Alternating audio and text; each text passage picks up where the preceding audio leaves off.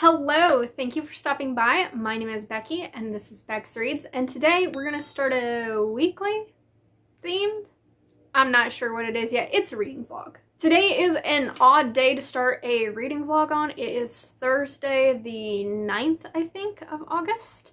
But I'm going to start reading the books that I picked for my Magical Readathon calling. I just started listening to What Should Be Wild by Julia Fine. I decided to listen to this on audiobook through Scribd because I've heard not so great things about it, and I figured if I was listening to it, it might help me get through it more. So I knew nothing of what this book was.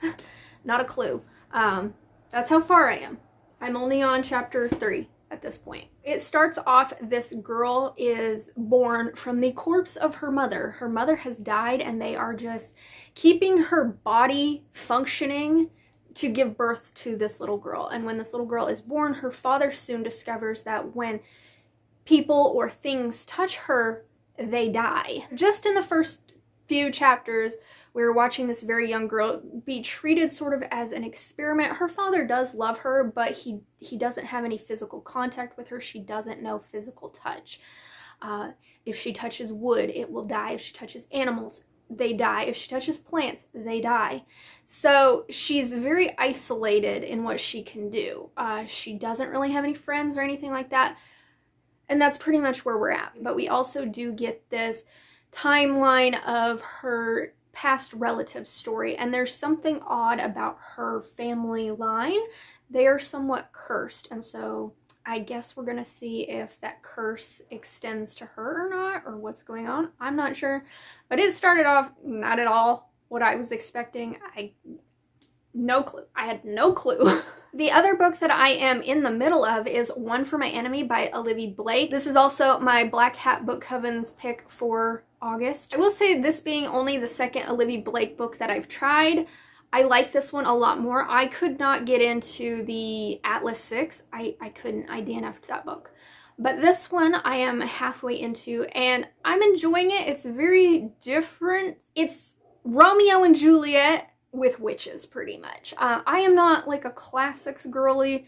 I read Romeo and Juliet in high school because I was forced to and I didn't really care for it. I watched the movie with Leonardo DiCaprio, so I know the story of Romeo and Juliet, but it's not something that has ever had any meaningful impact on my life. But I am enjoying the story and the sibling dynamics within the story, and it's kind of written in a way that resembles a play at times. So it's interesting, and I am enjoying my time with it. It is now Friday, and I thought I would update you. I haven't made a lot of progress, but I've made a little bit of progress.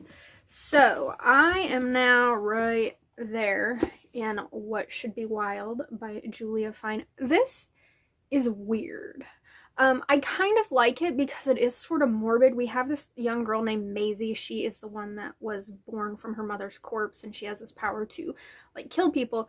But right now I'm on chapter 7, and we've learned that she also has the power to bring people back from the dead, or bring animals back from the dead as well.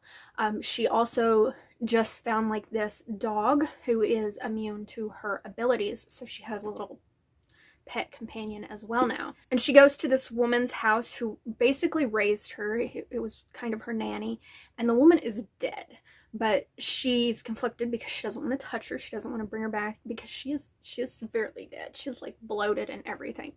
It gives details. But her dog is also drawn to death because she touched the dog. So the dog is literally chewing this lady apart. And I like it because it's kind of morbid. But then we also get this past timeline of these other characters who I'm not quite sure how they connect to Maisie's story. Like, I feel like they're her relatives, but it's still not clear to me exactly how they connect to that. But yeah, it's a weird one. But I'm interested in Maisie's storyline a lot more than the other people, just because I haven't connected to the other people yet, and I'm really not sure what their plot is. But yeah, I've made a little bit of progress on this. I also made progress on One for My Enemy by Olivia Blake. I am now about 65% of the way through this. It's been slow going for me, not because I'm not enjoying this story, because when I am reading this story at night when I'm laying in bed, the chapters are really easy to read, they're a really quick read, and I feel like I get through a lot when I am reading those. It's just that I'm only reading it at night when I go to bed, and I'm only reading it for like 30 minutes at a time because I start reading and then I get sleepy, and so I go to bed. So it's taken me a while to get through it, but I am enjoying it still. And I totally realized that in the first update, I didn't even tell you what this book was about. So this is basically Romeo and Juliet in modern day New York with witches. So instead of the Capulets and Montagues, I don't know my classic literature, y'all. We're going to say those are their names. So instead of those families, we have the Fedorov family, who is the male witches. They have a patriarch and his 3 sons. And then we have the Androva. Can't really remember how to say their last name. But they are pretty much the female matriarchy witches. And the patriarch of the Fedorov family once asked the matriarch of the Androv family to marry him, and she totally dismissed him, and so that just hurt his delicate little feelings. And so now they're at like odds with one another. They're mortal enemies because, you know, she denied him. But what is interesting is that the eldest son and the eldest daughter of each family, they were once in a little bit of romance. They were in love with each other. They had this really profound and deep love for one another. But when her mother denied him, her mother made her choose between her family or the son, and she ended up picking her family. And so they are at odds with one another. And at the beginning of this story, she actually kills him. She suspects that he intercepted their family's drug supplies and then resold it at a higher value to other people. And so she killed him for that. And so in retaliation, the second brother, Roman, then wants to retaliate against the Androva family. So this story is basically just retaliation upon retaliation upon retaliation, and it goes back and forth. Meanwhile, the younger siblings of both families, they accidentally meet at a bar very organically, and they don't know who each other are until they share phone numbers and names, and then they're like, oh shit, our families hate each other. It's pretty much what's driving the plot, is them one-upping one another and trying to take down the other family. It is a very quick read when I am reading it. Like I said, I find that the story itself is really easy to read. I'm enjoying the characters, and I'm enjoying the character relationships, the family dynamics of it.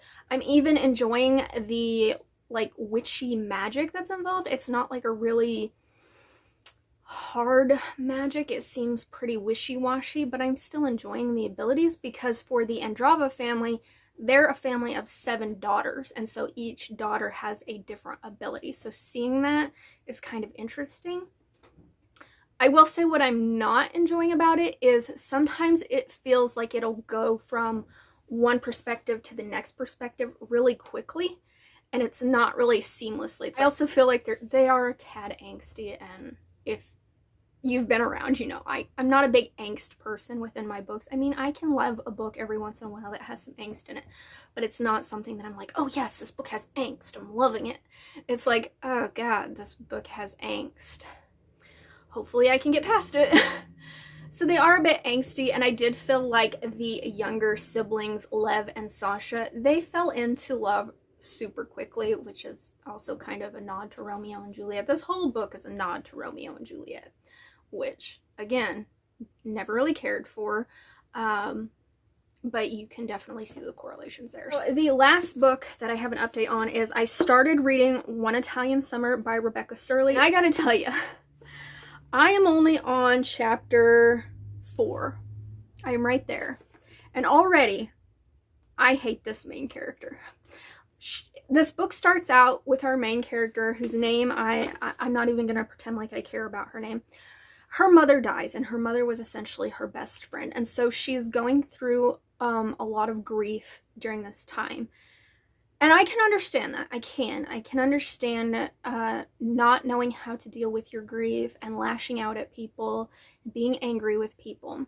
So I get that. But she is also married to this man who seems like a wonderful guy. Met in college, he's faithful, he's a hard worker, he is there for her, he wants to communicate with her, he wants to help her through this grieving process. And this woman, while her mother was still alive and going through her sickness or whatever, she told this man, who by all accounts seems like a really great man, a really great husband, she told him she doesn't think that she can stay married to him anymore.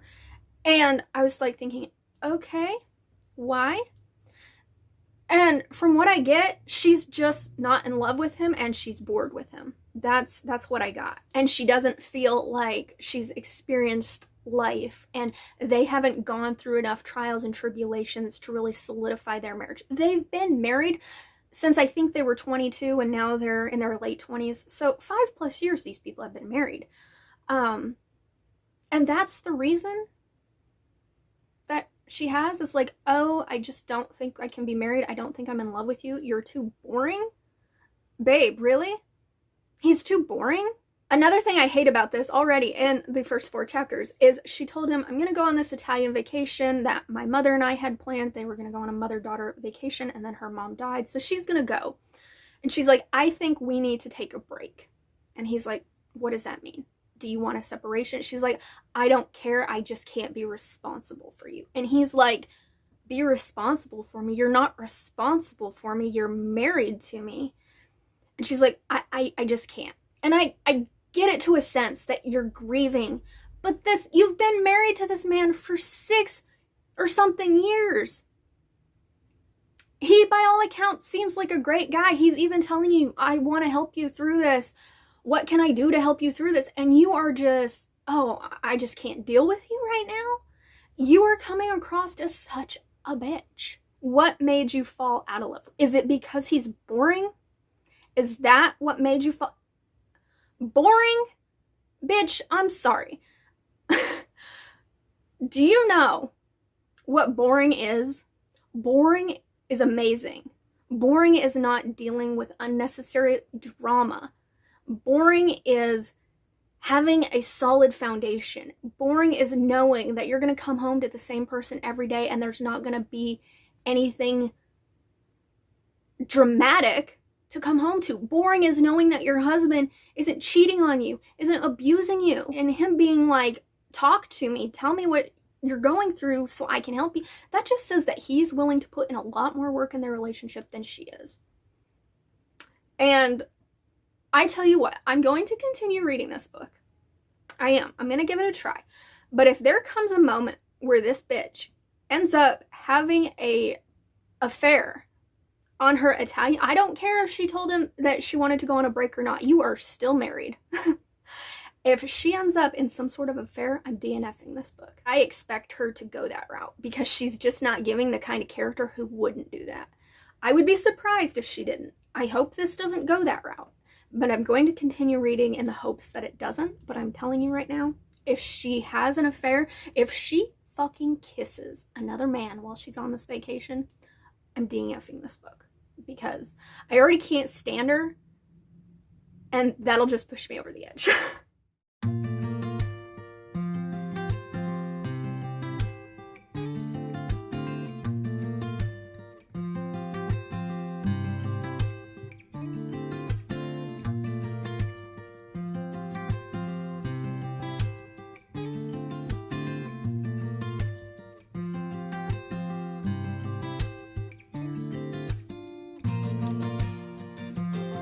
Well, that's a DNF. It happened. Yeah, sure shit did. Page 143. I'm like right there. I'm like halfway through the book. Yeah, see, I gave it a fair shot. I did. I hated it. I hate this girl so much. What did she do? She kissed this hot American guy who she met in Italy. And no, I absolutely hate her. She just seems so stupid. Like, I get you're grieving your mom, and the whole thing of this is she goes to Italy, and then she ends up spotting this woman who is her mom, when her mom was like 30 before she met her father and had her and whatever. So she's getting to know her mom in a way that she's never knew her before, or so she thinks, you know. She could have fallen down and hit her head, and she could just be imagining it all.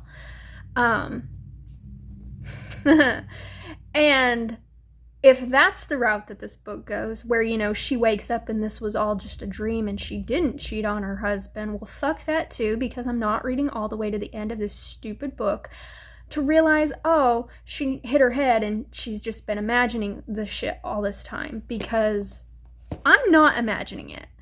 As I've mentioned before, when I read a book, I become the main character, and I don't want to be this girl. I don't. She's annoying. It's like, you're grieving your mother, but yet you don't want to be in a relationship with your husband, but the whole time you're in Italy, all you keep thinking about is your husband. And just the way she talks about him is, she will say something about him like, oh, he did this and he was so good at this, and it kind of annoys me. It's like, he sounds like such a great guy. Like, he loved her parents. He got along with her parents. He's the one that suggested that she buy the tickets for her and her mom to go to Italy. She's also mentioned that he's very outgoing and he's friendly and he talks to people, and how that annoys her. She just feels like because he was her first real serious relationship and she really didn't get to experience anything, that's the reason she's contemplating a divorce from her husband, is because you didn't get to experience all the fun things you wanted in life, and so now you have this great husband who loves you and loves your family and treats you well and has a good job, and oh, that isn't enough for you, so you want to go out and you want to have all the fun so go out and have fun times with your husband. Communicate with your fucking husband and tell him you would like to go on adventures and do all these fun things that you never experienced before.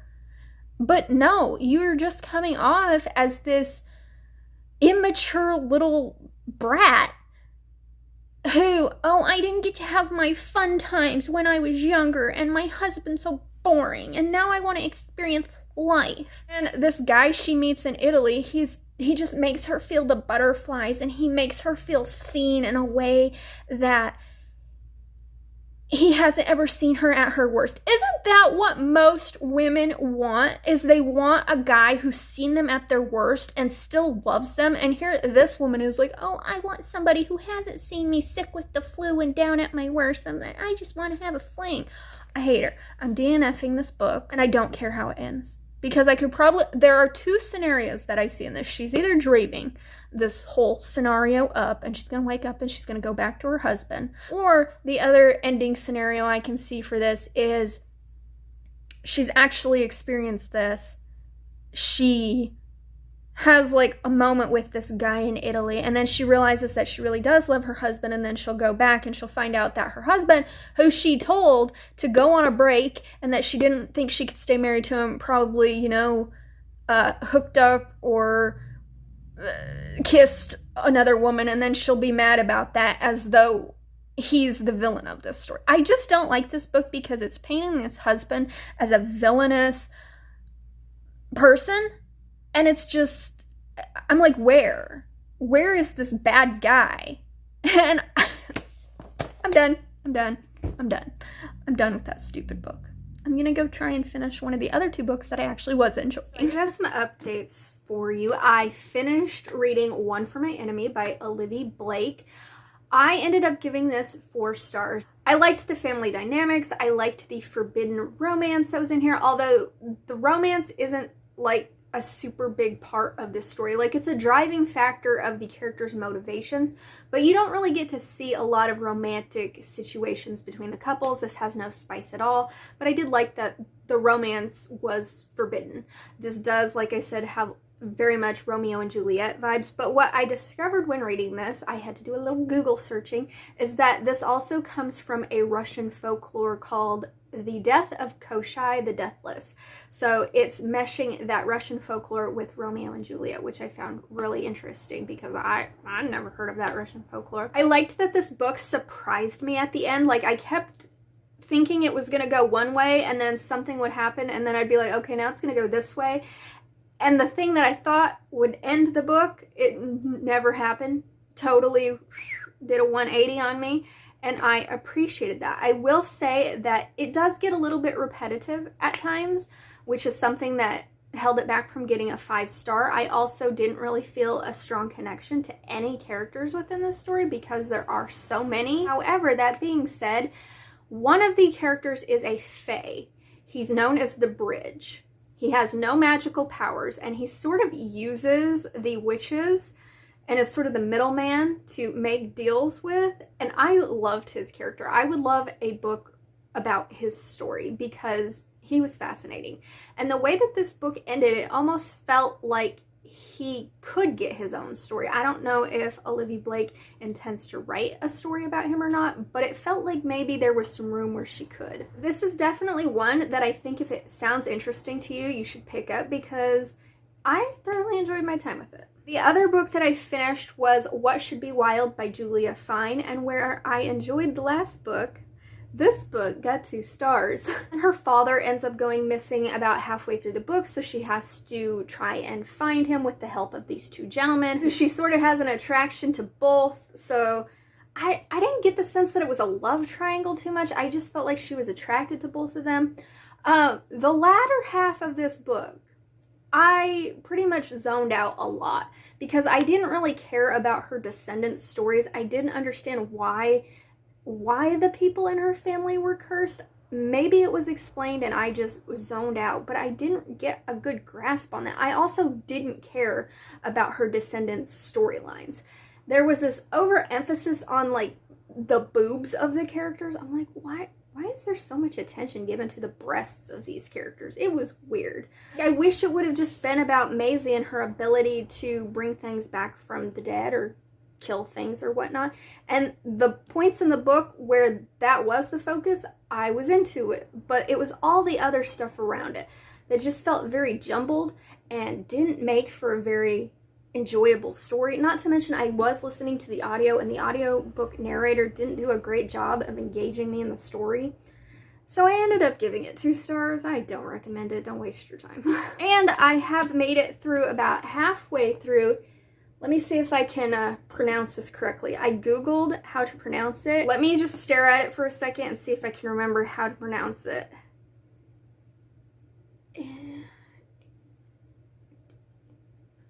Endymion Spring. Ha, there we go. This is the story of a boy named Peter who his mother has a job working at Oxford, and so he tags along with her. And he's in the library one day and he's running his finger along the spines, and one of the books like pricks him with his finger.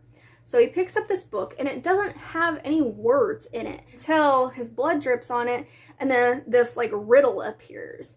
And so he's trying to figure out what's with this book and why it's so important, and he ends up losing it. So it's his story of him trying to find it again. And then we get a past timeline of this young man named Endymion Spring.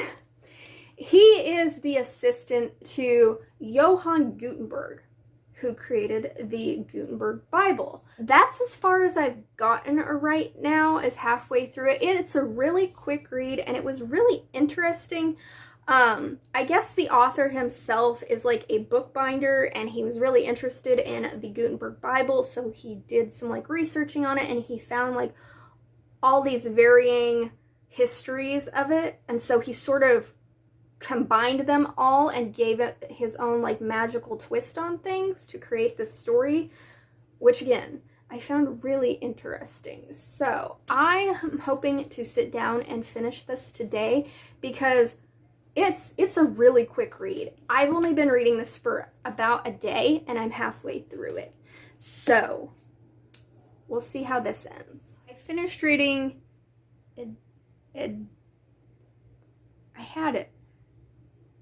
Endymion Spring.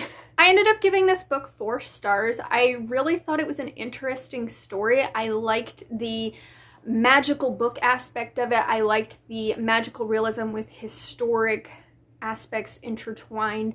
I liked the sibling dynamic within here. We have an older brother and a younger sister who really don't get along, but by the end of the story they're working together to try and figure out what's happening and find this lost book.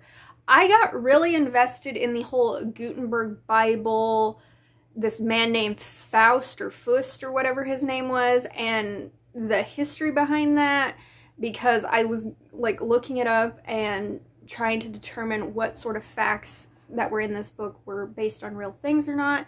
And a lot of the things with this Faust guy and him being accused of like being a witch and working with the devil were actually true.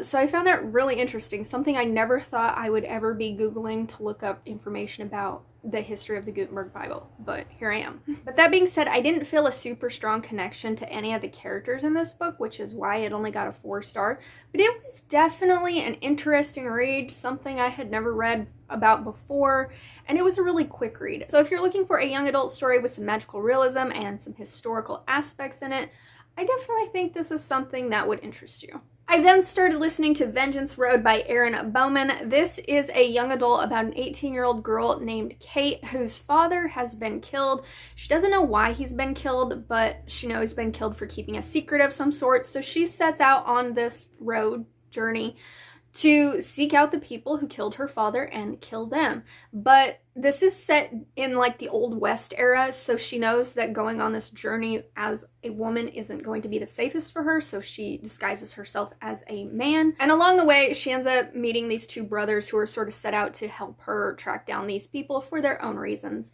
And right now, I am currently right there, and they just discovered that she is a girl. So like I said, this is set during like the Old West time, and I find that setting to be incredibly fascinating.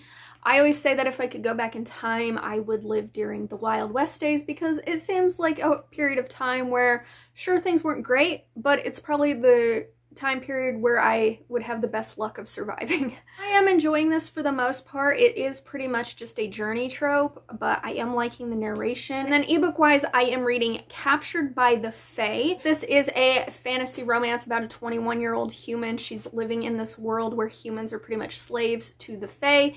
And one day she gets spelled to look like the man who killed the king. So she wakes up in this body that she doesn't recognize, and she's thrown into this pit with this creature to fight to the death. Think a la Feyre and the worm, that's what it gives off. And then she somehow breaks the spell, and the new king discovers that, hey, this isn't actually the guy who killed my father. So he takes her and he's like, I want you to be part of my army because you, this lowly human, somehow killed this creature that even the Fae are incapable of killing, as they're also great at doing. If fantasy romance books have taught me one thing, it's that as a lowly human who has no skills, if you put me in a den with some sort of killing beast, my chances of defeating it are really good. So she ends up training to be part of his army, and they find out that they have a bit of a connection. He is engaged to this woman who he really doesn't love. It's for a political alliance or whatnot, and she comes from an upper family. But she is a biatch, and she's not a very likable person. So our main character, Ellie, she's attracted to Rainier, I think that is his name. But she's sort of fighting it because she knows that he is engaged. And right now, in fact, I will tell you where I am currently at. This is a very short book too. It's only 208 pages and I am at 116. And I just started reading it last night. So it's a really quick read. And let me tell you, for it not being the most well-constructed story, for there not being a lot happening other than her training, I'm pretty into this story. And I feel the chemistry between these characters. I don't know why, because it's not like the most amazing thing I've ever read, but I'm eating it up. So that is how my Magical Readathon is progressing. I think I only have maybe 2 more prompts I need to finish, and then I will be done. Hopefully I finish this vlog soon.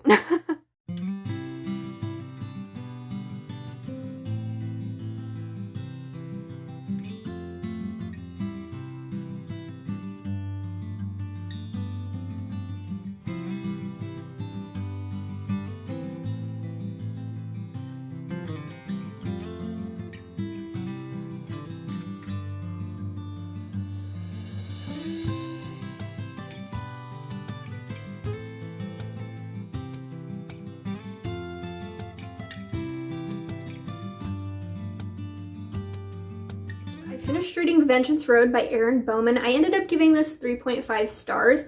I really liked the Old West setting. I liked the journey trope. Really the only thing that I didn't like about it was I didn't feel a very strong connection to any of these characters. Like, I didn't cry with them. I really didn't feel anything for them. And it is something that I would recommend if you like Old West settings. I think it's a decent YA book to choose. I also finished Taken by the Fae, which I gave 3 stars. I liked the chemistry between these characters and it was a really easy read. However, it gave me too much like ACOTAR vibes. She fights a monster in the beginning. She's a human, he's a fae. There's a bond that they're not sure what it is, but they are connected. When they do get to the point of actually turning their relationship into a physical relationship, she glows with the power of orgasms. So it was just very reminiscent of ACOTAR, just not as good. I didn't really care about the whole plot of this story because the plot is very thin for most of this book. We're just watching this girl do training sequences and fighting, and as I've mentioned before, that can get really boring for me to read, especially if it's like, oh, she wakes up, she goes to training, she comes back, so or she takes a shower, she wakes up, she goes, and it's just repetitive. So while I liked the chemistry and I thought it was a decent read, it's just not something I would ever remember in the long haul. I wouldn't even remember to recommend it just because it is so similar to ACOTAR that it really didn't feel all that unique to me. Hello once again, time for an update. I am on the very last book that I have to read for this vlog. It's going on week 3 now. I really need to get this done. But this last prompt of reading a book set in the future has been a pain in my ass. I have tried 2 books. No. I've tried 3. I've tried 3 different dystopians set in the future, DNF'd all of them. So I am stretching this prompt a little bit, and I am reading a sci-fi romance. I'm gonna say it's set in the future because there's a lot of futuristic things that we don't have in our normal lives, and it is set off of Earth. I mean, it could be set in the present, who knows, but I'm saying it's set in the future. And it is called Falling Stars. I was actually looking for, again, I was looking for some female monster alien with a human male love interest, and like there aren't enough to choose from. But I found this one, and while it doesn't have a human male, it has sort of like this alien male. They're very human-esque. He is, what is he called? He's called a Terrene. So they live on a planet that is mostly like Earth-based, and they have a lot of Earth abilities. And pretty much the only thing that makes him an alien is that he has like stripes on his body. And he ends up falling for this Sorokin woman who comes from like this avian planet. They have wings and they very much have like wind abilities. Her name is Breeze. They're at this meeting where they're trying to bring these 3 different planets together for an alliance, because something has been going on where their people have been going crazy and like going after each other. So they're there to sign this alliance when something goes wrong and they all have to escape. Because Breeze is a doctor and this guy whose name is Rhodey, he ends up getting injured, and so she has to do surgery on him to save his life. And in doing so, they form an attraction, and that is where I am currently at.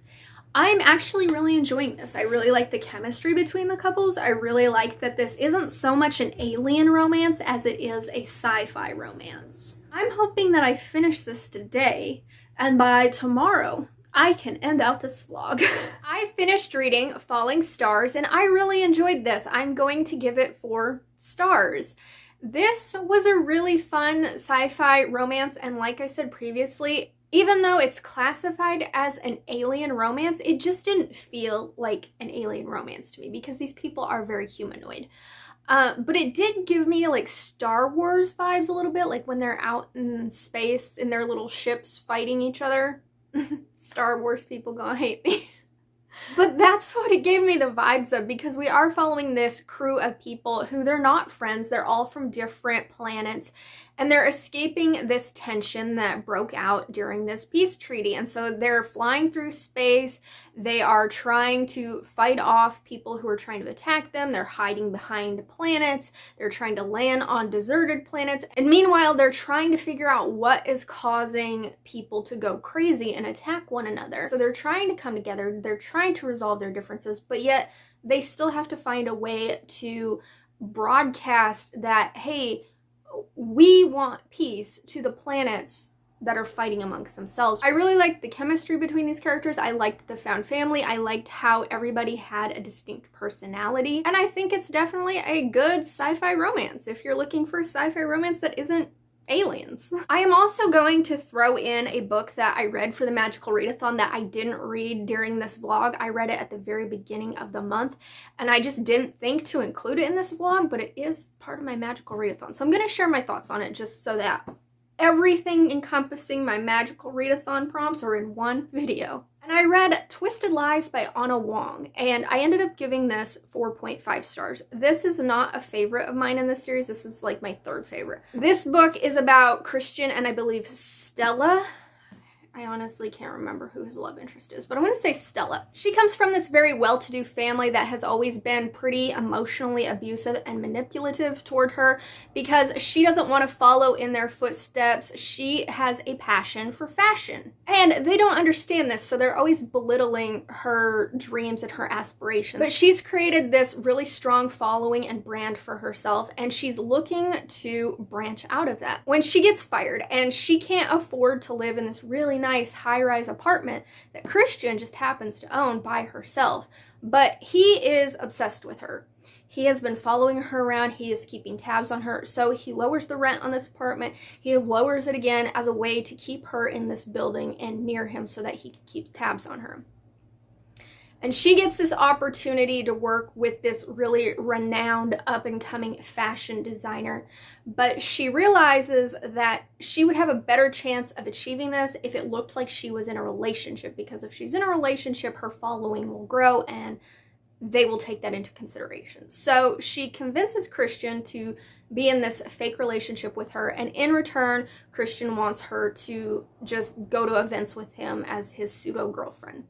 And then you throw in this stalker that she has, and Christian has to protect her, and all that.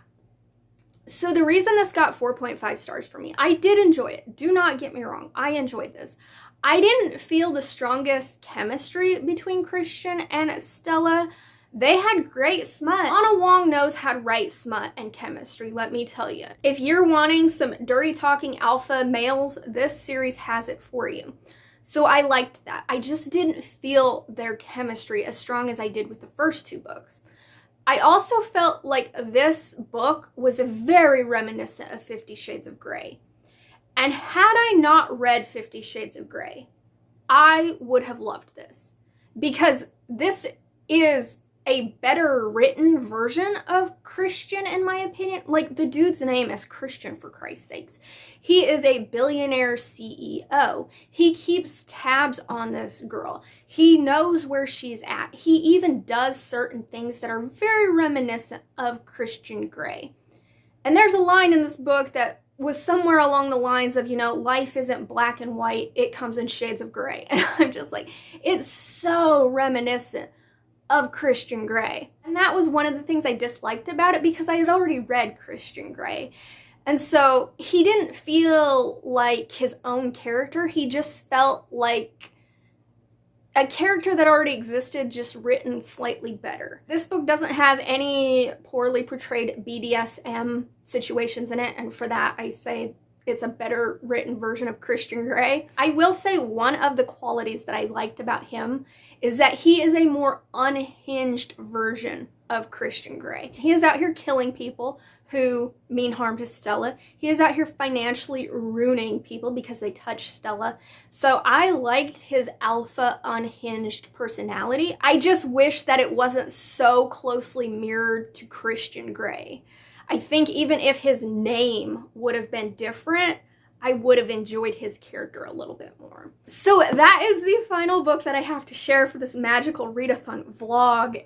It's a long one. I started this vlog on August 9th. Today is August 23rd. But just as a recap, okay? Just as a recap, I was studying to be a star whisperer. I had to get an O in Art of Illusion, and the prompt for that was to read a book without touching the floor, so I read One for My Enemy, which I gave 4 stars. I had to get a D in astronomy, so I had to read 3 prompts for this. I had to read a book with a word in the title that matched the last song I listened to. The last song I listened to was Stand By Me by Morgan Wallen. I still haven't listened to a song since then. And the book I read for this was Captured by the Fae, which I gave 3 stars. I then had to read from a finished series, which I read Twisted Lies, and I gave this 4.5 stars. And I had to read a book with a red cover, which I read Endymion Spring, which I gave 4 stars. I had to get an O in lore, and for this I only had to read 1 prompt, and that prompt was a bookseller recommendation. So I read One Italian Summer, which I DNF'd, but I counted it because I read halfway through this stupid book. So I just counted the number of pages that I read. And then I had to get a D in Psionics and Divination, which again meant I had to read 3 prompts. The first was to read a book that matched a random tarot symbol. The tarot card that I had drawn had skulls on it, so I read Vengeance Road, which I gave 3.5 stars. The second prompt was read a book set in the future, which I read Falling Stars, which I gave 4 stars. And the last prompt was to read a book with a lily on the cover, so I read What Should Be Wild, which I gave 2 stars. Yay, I achieved my Star Whisperer career path. I am so happy about that. Thank you to the probably 4 of you who will watch this video all the way to the end. If you want to let me know that you did, just leave me a star emoji. I would appreciate it. And thank you so much for watching this long ass reading vlog. So until my next video, go read something great for me, and I will see you later. Bye.